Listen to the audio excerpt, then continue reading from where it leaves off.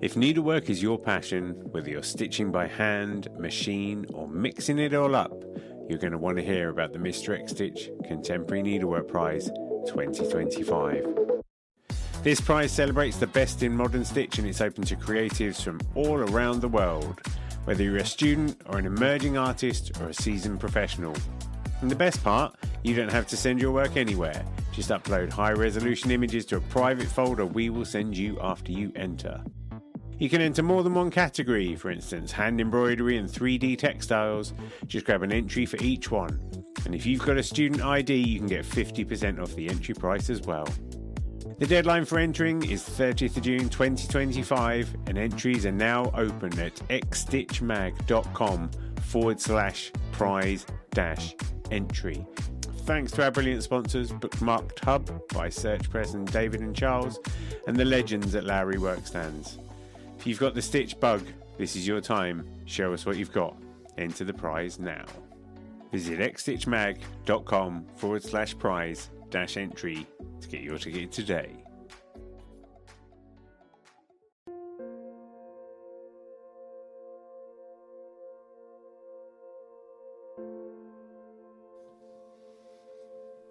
Welcome to NeedleXChange, the podcast where creativity and conversation come together. I'm your host, Mr. X Stitch, and today we are continuing our inspiring chat with the incredible Betsy Greer, the godmother of craftivism.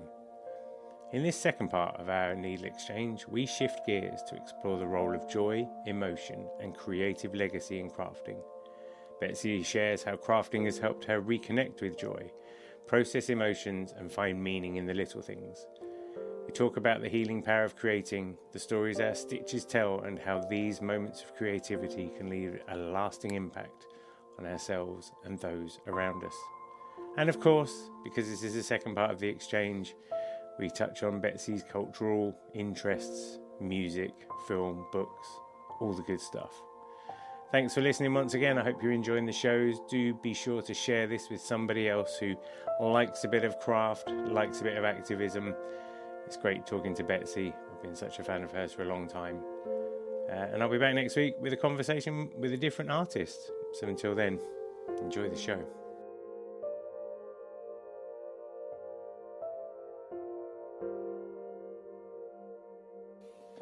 I'm going to step back in time now. Of course. And I want to understand how you came to be the godmother of craftivism. But I sort of want to go back all the way, like, early influences, crafting, family, all of that sort of stuff. Tell me about young Betsy. Oh, gosh. So I was in the Girl Scouts, and we did things like wove newspaper and created a little mat. We did various craft projects, and, I did them. They're all right. And then when I was about 12, I was visiting my grandmother, and she taught me how to cross stitch. And I was like, And it was this little bookmark. And then she gave it to me, or I bought it, like a book of like letters that you could stitch.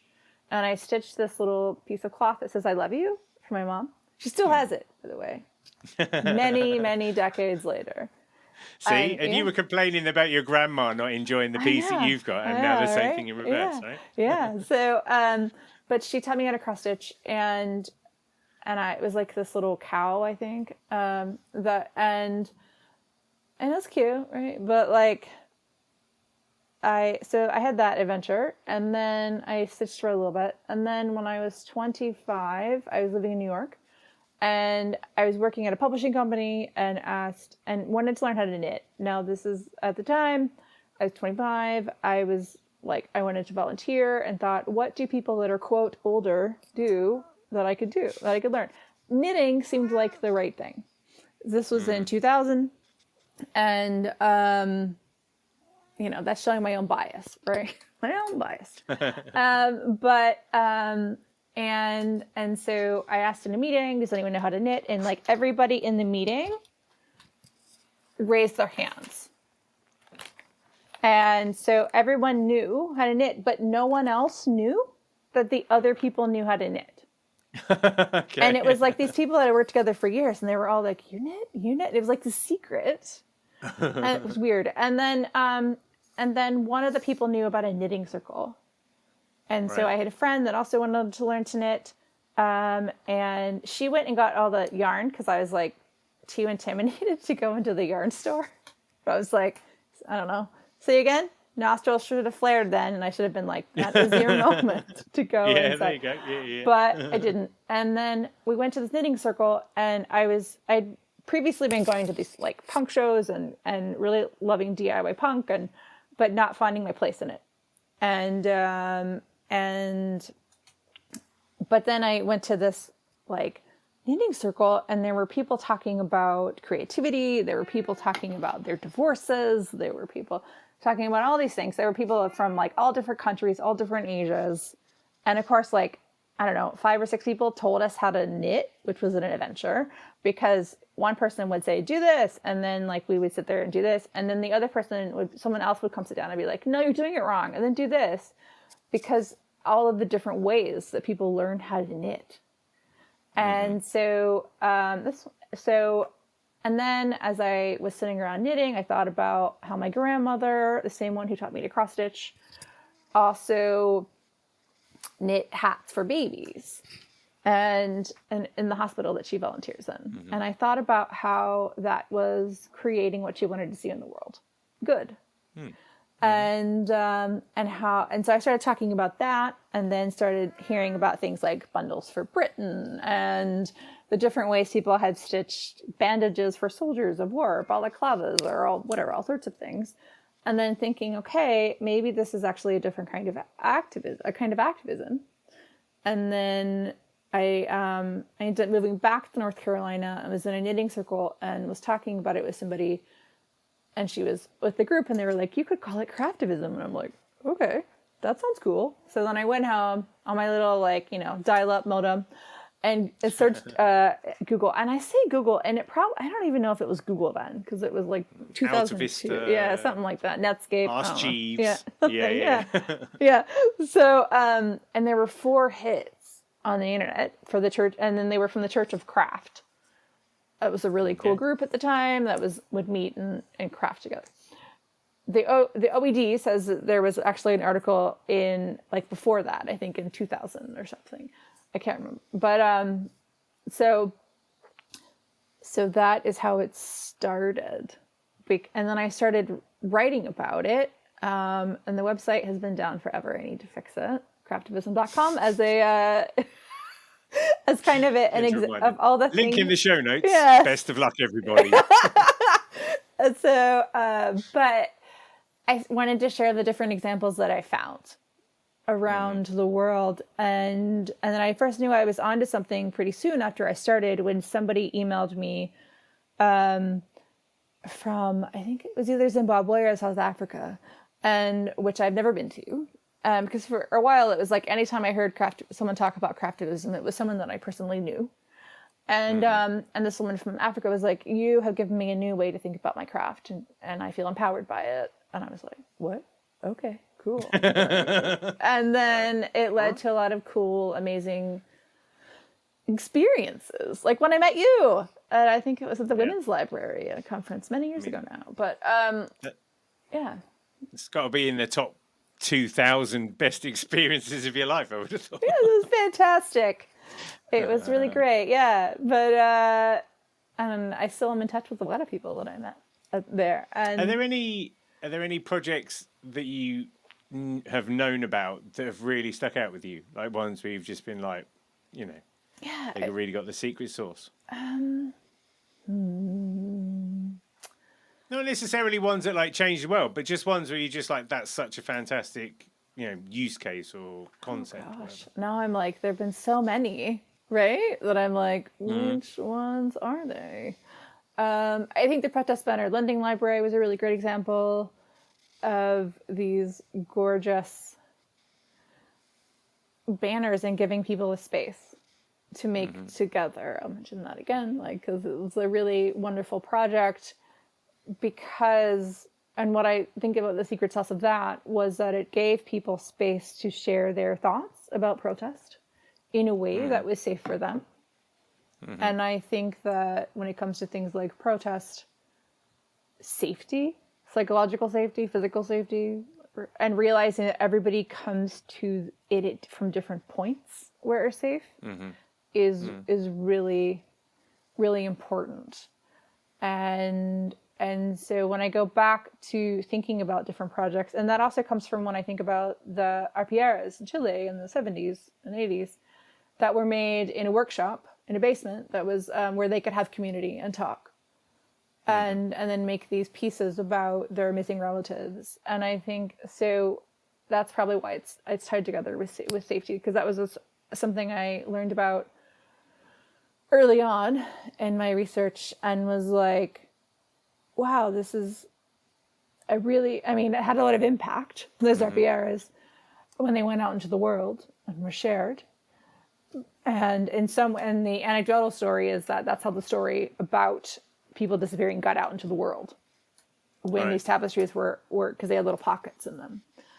So so the projects that come to mind, it's all about the safety, because I think that the safety aspect comes to me because you're making with yourself, and maybe it's in the private. A lot of times it's in the privacy of your own home. It's in the privacy with a small group, and then you can make things that are difficult and that are, if you want to do like more narrative embroidery. And so I think that's an important aspect of stitching is how you're making with yourself and how you are then making with others, and how when it aligns with protest or a lot of times that it has to do with physical safety as well as psychological safety. It's fascinating as well that I think that textiles is something that just lends itself. I was thinking about, I don't know whether I've really seen any major metalwork protest campaigns or, pyrography. Nice bit of carpentry-based protest. There's something about textiles and stitching, the ubiquity, I guess, and the simplicity. Yeah, it's portable. It is, all things considered, relatively cheap compared to something like welding, where you need a lot of equipment. And you can stitch in secret. You can stitch with others. You can make it your own. And you can, go to thrift stores and take apart sweaters. You can do all sorts of things.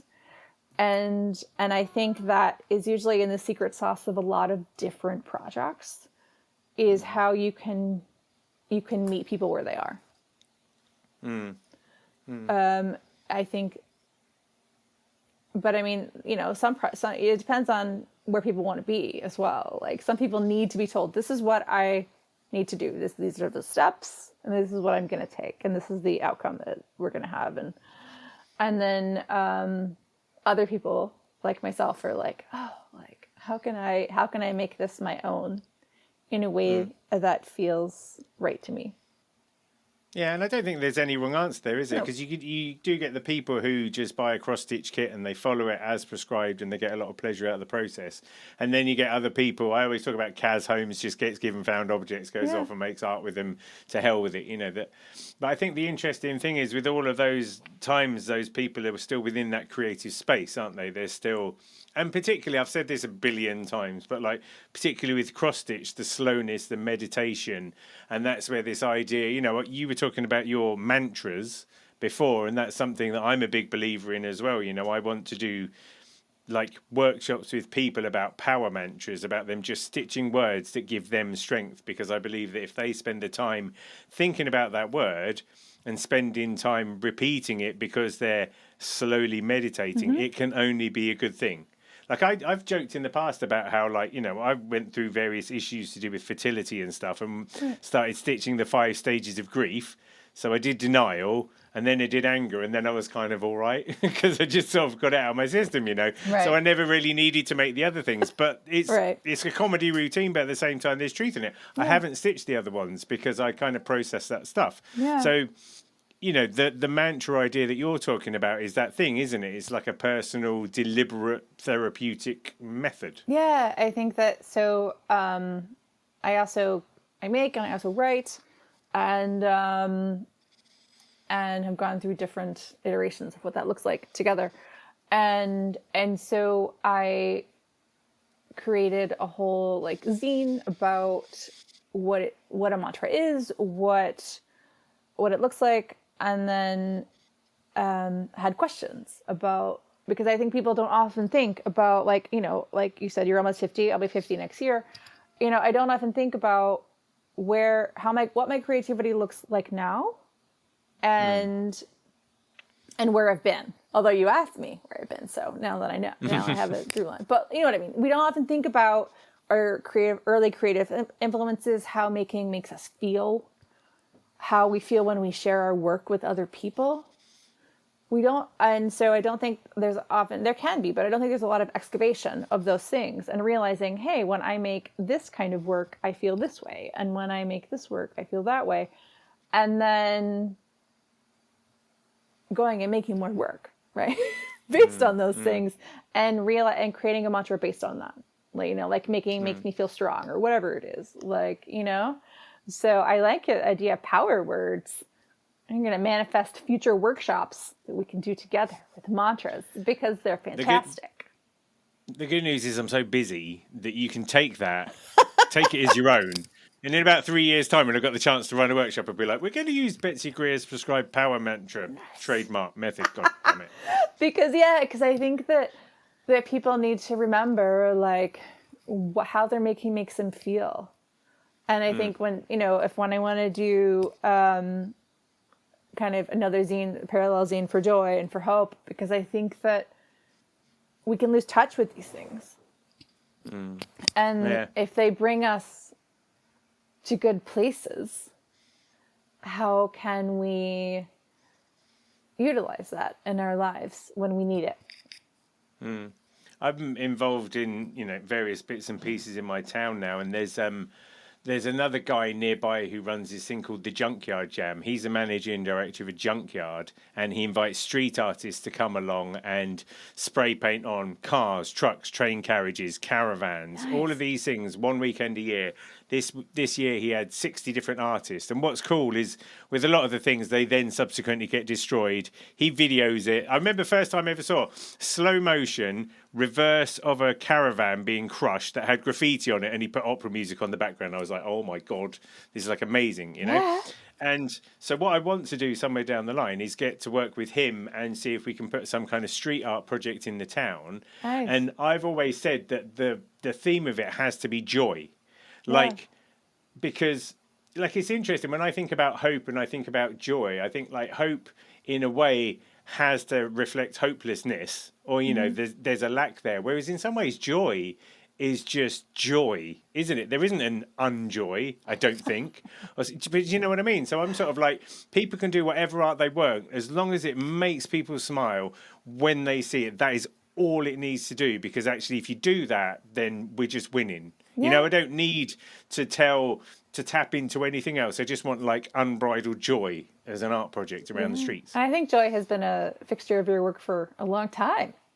It's been there, yeah. It's been there. Joy and cringeworthy comedy, the two things running hand in hand. So I did a project called the Digital Joy Bunting, which I wrote about in NX072, and about joy, and people shared that what made them joyful, which came out of a photo project for years of where I found one joy a day, because I found that like I felt joyful, but I didn't realize when I felt joyful or connected with what joy felt like. Like when you see a kid, open up like their favorite toy or whatever for a holiday or birthday, and you see this like explosion of joy. Adults don't always have that. Or it's on a really big occasion where kids will have that all the time, right? Yeah, man. And so with having gone through periods of anxiety and depression, I was like, how can I connect with joy again? How can I feel it?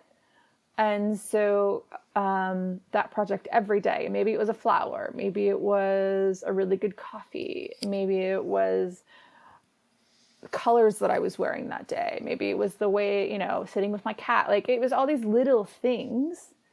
And then realizing how good joy felt and how rare it is to see it as we get older and to feel it. And how, for me, that felt sad, personally, that I wasn't connected with my own joy. And when I'm really joyful, I feel it in my feet. They like tingle, and I'm like, yay, joy.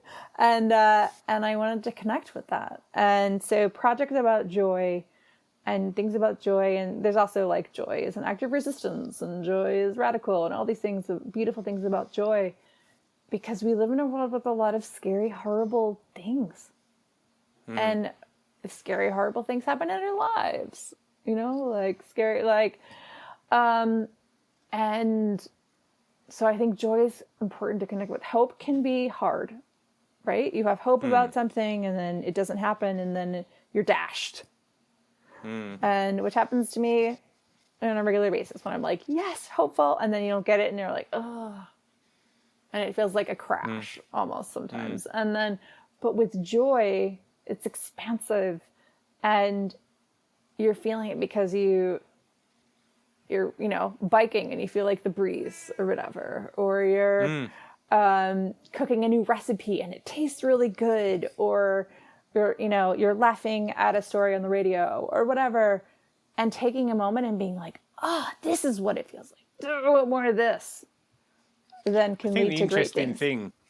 Yeah. And I think the interesting thing is like hope feels like it's linear, whereas joy feels like it's momentary or it's like static. You know, you get joy in the moment, don't you? You don't think, oh, I hope I'm gonna get joy.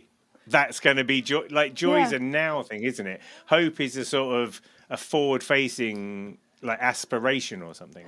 Yeah, and I think hope can burn you out in a way that joy is generative and joy is expansive and joy is contagious as well. I mean, you think about those videos you see of like, I don't know, a lot of the ones that always get me are the ones that it's like, I don't know, someone in their like 80s dancing, you know, to a rap song from the 80s or whatever, you know, like, and they're just like living their best life. Like nobody is watching. Like, how many times do we do that? We're like, oh, someone's going to see us. Someone's going to make fun of us. Someone's going to whatever. And then you see those clips and then millions of people love them because we don't see that a lot, where we have to be constrained. We have to dress a certain way. We have to do all these things to be perfect. And I think joy reminds us that joy doesn't have to be perfect, right? We get joy from imperfect things. And it feels good, especially if you've gone through hard things. Yeah, I think we spend a lot of time, particularly when you get older, I think you spend a lot of time thinking about what has to be done next. Like I always, if the girls are going to school on their scooters and I can just see them buzzing along, I always try and take mental photos of those because that's a real joy thing, because they're having joy and I get joy in them having it. And then for some reason, another thing that I do, if I catch myself, is I'll stop and I'll look at my daughter's ears. Okay. Because paying attention to their ears means I'm paying attention to them, not what they're doing. But I just look at, it sounds dumb, but the structure of their ears. I think if I'm looking at their ears, it means I'm looking at them and I'm noticing them, not getting sidetracked by what they're doing or anything. So it's almost like if I look at their ears for a minute, then I might look at their eyes and their nose and just look at the form of them and take a moment to enjoy that, rather than just going, oh my God, she's, I don't know, crying about what, you know, whatever the life that's getting in the way is. I just think stopping and smelling the roses, or in my case, stopping and looking at my children's ears, are those moments of joy. And if you're lucky, you can find a place to kind of experience those. Yeah, and I think there was such a long period in my life where I like wanted to be cool, or I wanted whatever. And like, and then I realized that all the people that I thought were cool were like kind of boring. Do you know what I mean? Because they had no emotion and they're like, whatever. And I'm like, I don't want to be a whatever person. I mean, sometimes you want to be whatever, like what restaurant do you want to go to? Whatever, that's fine. Right. But like, I don't want to be a whatever person about life and about what's in it. Like, I want you to know that like, I really like, you know, like your work or whatever, that I really like this movie or whatever, and it isn't a movie that's on the top 10 list at the New Yorker. It's like a movie that like I can watch with my niece who's 13 and laugh really hard at. Like I want all the emotions in life. And so I think that's probably why I lean so hard on joy now that I'm older, because of all the times that I said no to joy because it didn't feel cool. For joy, man. And I was like, and when I realized those people were not my people and not people that were joyful, it was life-changing. So. Yeah. I can remember going to a comic convention in like the year 1999, dressed in like a trench coat and all of that, and it was boiling. And all the happy people were like in shorts and t-shirts. I'm like, no, man, I'm really cool right now. Sweat dripping down my back and all that sort of stuff. And then you can't enjoy yourself because you're like miserable. You're like, I need to find a window. Yeah. Whereas now these days, like Mary and I watched this. There's a thing called Children in Need over here. It's a fundraising thing. And this year, a guy called Paddy McGuinness, who's a radio DJ, cycled 300 and something miles, but on an old school bicycle. So he didn't have like 2 gears. And it was a really like momentous achievement. He raised loads of money. But what would happen is just people would just come along. Schools would just, where they knew that he was going by, they'd be out with flags and he'd be high-fiving him and all that sort of stuff. And me and Mary watched it and literally just genuinely crying by the end of it, because I love people getting like standing ovations. I love people being cheered on because they're doing something. And I'm happy to watch that stuff now because I think it's healthy to just cry at that stuff, I'm just like, we were just like by the end, and we just look over, or we're watching RuPaul's Drag Race at the moment as well. And anytime they're talking and achieving something, we're looking at each other and we're both filling up at the same time. But I just think that's a really healthy thing to have happen. Emotions are so important. When you think about crying, I thought about all the crying that my partner and I did while watching Ted Lasso, because it was like laughing, crying, like all the emotions. I would look over at him and I'd be like, "Are you crying again?" And he'd be like, Let's not talk about Schitt's Creek when David's being sung to. Simply the best movie. Exactly. And then he would look over at me and be like, "Are you crying right now?" And I'm like, "Yes." But like, but I think that, I don't know, I love so much that there are so many things like Schitt's Creek, like Ted Lasso, like a lot of other things that make you feel all those things, because that's life, man. That's life. And so much of it is here to be experienced. And I think through textiles, through creativity, through every day. And so I guess, I don't know, my biggest point here on that is like, if you find that no one around you has any emotions, that there are people that do, and the emotions are great. I'm reminded of Rosie Greer's song on Sesame Street, "It's All Right to Cry." Yes. And he was a beast of a man, so if he says that, and he was a beast of a man at football and at needlepoint. So exactly. Just as an aside, I've tried to get him to come on here. He doesn't do interviews anymore. Aww. Gutted. I know, but he is like 90 or something. Right, I'm going to segue, because that was a good segue into. I'm just going to go straight across. Do you have a favorite TV show? Yes. Can I say something really quickly, because I realized that I said the protest banner project. I believe it is a poster banner lending library. So I want to make sure I get that. You called it a lending library. Okay, good. All of a sudden, when you're like, wait, did I get that wrong? I don't know. Anyway, wonderful project. No, that's cool. What was that? Favorite album? No, favorite TV show. Let's go TV. Oh gosh, TV show? I am going to say Ted Lasso. Because of all the crying of good things. How many times have you watched it? Oh gosh. I have watched it twice. And my partner has watched it like 5 times. And so I would hear him like watching it and be like, is that the part when this happened? So yeah, I feel like I've seen it like 2.5 times. Yeah, so I think we did the same. Like, I've watched it all the way through once, and Mary's watched it twice, and occasionally I've ducked in when I know it's going to be like a pretty decent bit or whatever. But so good. The impact isn't. It's good, but the impact isn't the same the second time. But when we watched Schitt's Creek, the impact definitely was the same second time. Yeah, I've seen that. That was my comfort watch during the worst of the pandemic, and I think I saw it like 5 times. And you watch it, and you're like, at first you're like, I don't get this show. I don't get it. What's happening? And then you keep watching it and you're like, I love it. And then I don't know about you, but when I rewatched it and got to season 1, episode 1 again, I was like, I hate these people. These people are terrible. And then you're like, oh, that's the magic of the show. Yeah. You know what's coming, don't you? I remember that I saw the first episode when it almost like first came out, and I was like, "Oh, this is going to be rubbish. It's just going to be the cliche that you think it's going to be." Right. And then, like you say, second time around, you're like, "Oh, you guys are in for such a change. I know. You don't know So the half of it." beautiful, all of it. Yeah. I'm trying to work out what the other things, if there have been any other shows recently like that have had the same sort of effect. Shrinking, which is by some of the same people. Yeah. I also really love The Good Place. I rewatched that Okay. recently, which is another character arc show that is just gorgeous and hilarious. It was my workout show, like on the treadmill, and I'd be like just giggling to myself out loud because it's so cute and smart and clever. Ted Danson's got a new show out, hasn't he? Yeah, I just watched the coming first out. episode yesterday. It's pretty good. How good? Is it good? Yeah, I feel like it's similar to the character he plays in The Good Place, but I'm here for that. I love that character. Yeah, I feel like he's sort of leaning into it in the way that some people do, don't they? Do you watch Only Murders in the Building? I haven't because we don't have Hulu, but that's our our next streaming platform that we are going to go once we have exhausted the others. It's amazing when you grow up and you have like 4 channels of TV, and then now it's like, there's nothing on Netflix, and there's like literally like thousands of things, billions of shows, isn't it? Yeah, it's true.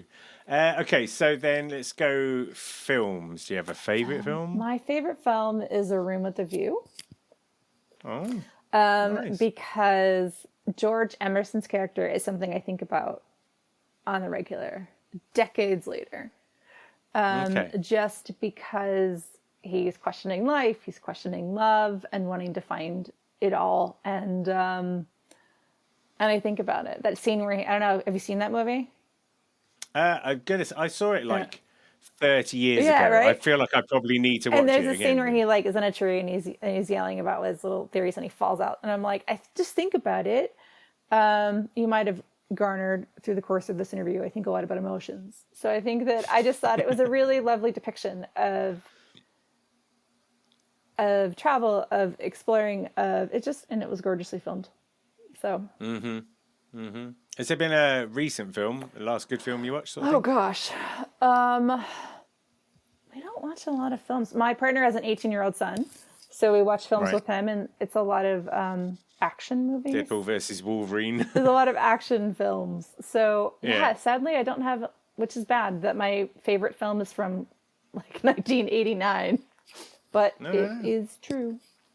Yeah. No, I like that. I think if they hold up, if films like that hold up, then it can't be a bad thing at all, really. I'm building a slow collection of films that have been recommended by people that I need to then sort of try and get hold of and watch somewhere down the line. So I should pencil that one in. Yeah, we have mostly been watching TV shows, so and then action films with the son, where it takes like 2 hours to get across a bridge, because there's so much action, and we're like, wow, there's a lot of action going on. And have you seen John Wick? I haven't, but maybe we should add that to our list.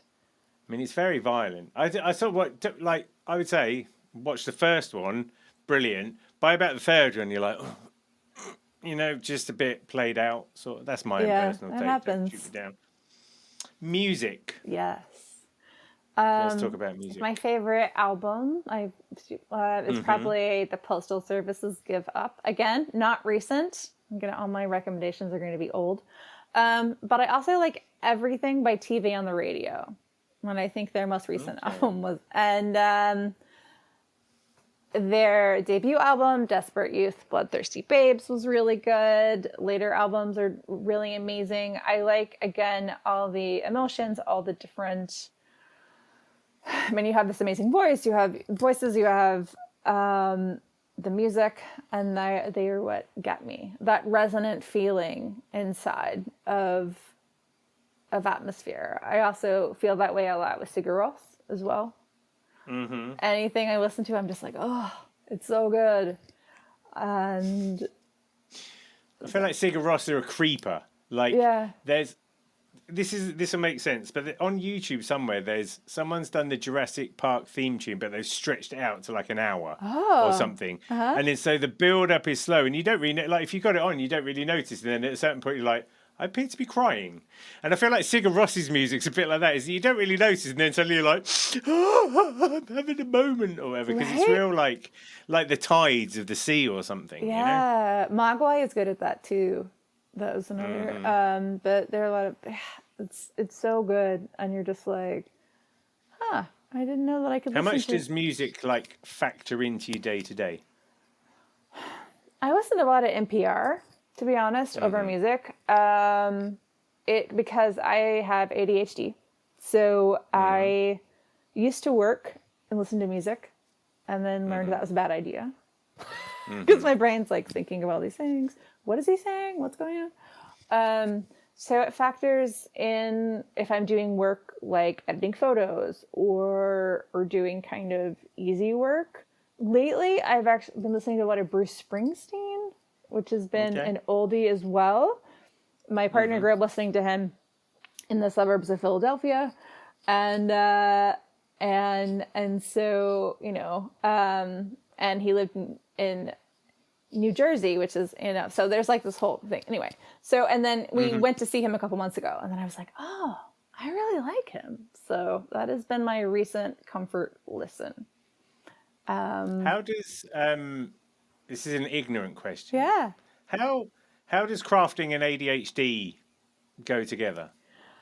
It slows down my mind, right? Like I think, which I need. I have a nightly practice of making socks at the moment and just sitting down. And because I have found as I get older, maybe it's getting older, maybe it's ADHD, who knows? But I need to strip away things that if I want to get deep work done, like I have, put the noise cancellation on and I'm in a quiet room and then I can hear my brain think. Whereas if I'm watching TV or something, then it's like I kind of miss parts of it because my brain is thinking about, that character did something from a movie. And my brain's like, what movie is that? What is this? And then all of a sudden it's 5 minutes later. Yeah. And so for craft work, it kind of slows everything down because I'm focusing on if I'm doing something that I need to look at. And I really enjoy that. And the medicine that I'm on helps as well. But which it took me like 20 years to actually be like, maybe you should take something to help. And but I think craft can help us regulate a lot of different emotions. So do you think that is it something that it's quite easy to then stick in the space of making when you get into it because you've, like you say, you've tuned your brain down a bit, you've kind of slowed it down. Can you stay in that space, or do you still find, as with like any meditation practice, that your brain still goes whoop, leaps off every now and again? That one of the hardest things for me with ADHD is task initiation. So starting. Right. So I will look at something and be like, I need to start. And then never start, right? But once I start, then I'm like, I love this. Why haven't I done this in forever? So that's probably the biggest hurdle. But yeah, it usually keeps things related to textiles, right? It's like, oh, I'm doing the stitch over and over again. And then I'm like, oh, what might my next project be or whatever. So it's related usually. Although sometimes like with grief, if I'm, I've had loss of a couple of relatives over the past couple of months, and it's like stitching and bringing my emotions to that as well is a great way for me to feel all those emotions and stick with them, which for me helps me process them in a way that I'm not when my brain's all over the place. Yeah. So reasonable. Which is exactly the things that we've already been talking about as well, isn't it? It's like staying in that space, feeling the emotion and all that. Okay. Is there an interesting fact that not a lot of people know about Betsy Greer? I guess. I was born, was thinking about what it would be. I was born on my parents' vacation. Yeah, right. And they were just happening to visit my dad's brother, who was a neonatologist. And I was born 3 months early. I should also add to that. So I spent my first 3 months of my life in a hospital. Wow. Real preemie baby. Yeah. Which then was really terrible. And at learning how to get to sleep because there wasn't a fluorescent light. So I guess that is an interesting fact about me. And a kind of a weird one. Well, that's a great place to because that's a great place to finish off with. I'm not really sure what else you say after that. I know, you seem kind of like, yeah, we ended up, so I guess, that is, yeah, I don't have like a weird like habit to share, or like. I mean, that's good. Like I had Peter Fredrickson on, and he confessed to being a shoplifter. So I'll take anything, really. I think the fact that yours is just a naturally occurring point of interest that is clearly like it's not like it stopped you going on and making the world a better place. No, but I think it was it's just interesting because at that time in 1975, there were not too many babies living after that were born at 6 months. So yeah, right. And then I was born at the one place where my uncle could also help me. So, yeah. And I wasn't born in a cornfield. Walmart or something. Yeah, like I think my parents, if it had been 24 hours later, they would have been in the middle of a cornfield. So, yeah. Very different outcome. Betsy, thanks for having a needle exchange with me. Thank you. It's always a pleasure to talk to you. Thanks for joining me on another Needle Exchange. I hope you enjoyed the show. I'd love to hear from you, so feel free to email hello@needle.exchange, that's NEEDL.exchange, with any thoughts, comments or feedback. And if you want to keep up with all the news, sign up to the Needle Exchange mailing list at bit.ly/needle exchange. See you next time.